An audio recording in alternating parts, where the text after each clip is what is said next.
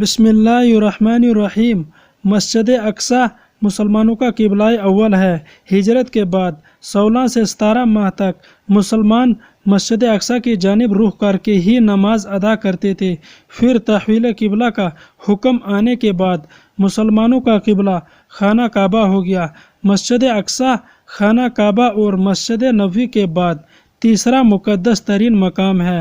مقامی مسلمان اسے مسجد الاقصی یا حرم قدسی شریف کہتے ہیں۔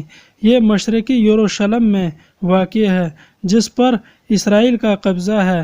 یہ یروشلم کی سب سے بڑی مسجد ہے، جس میں 5000 نمازیوں کی گنجائش ہے، جب مسجد کے صحن میں بھی ہزاروں افراد نماز ادا کر سکتے ہیں۔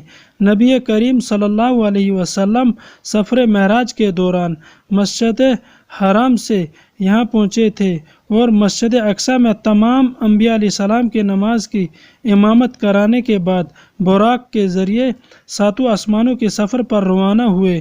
قرآن مجید کے سورہ اسرائیل میں اللہ تعالیٰ نے اس مسجد کا ذکر ان الفاظوں میں کیا ہے: پاک ہے وہ ذات جو اپنے بندے کو رات ہی رات میں مسجد حرام سے مسجد اقصی لے گئی، جس کے آس پاس ہم نے برکت دے رکھی ہے، اس لیے کہ ہم اسے اپنی قدرت کے بعض نمونے دکھائیں۔